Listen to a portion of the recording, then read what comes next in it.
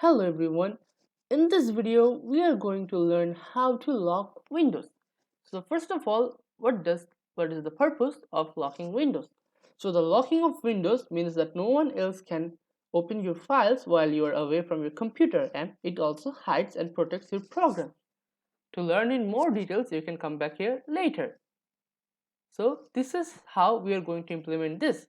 We will have to press the Windows key plus the L to lock your Windows. Now let's get started.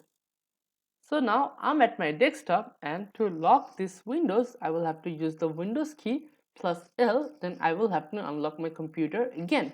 So I'm pressing the Windows L.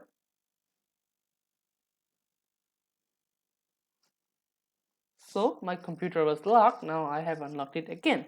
So this is how you lock your computer in Windows. So thank you for watching. Now let's have a look at the summary. So in this video we have covered how to lock the Windows. So thank you for watching.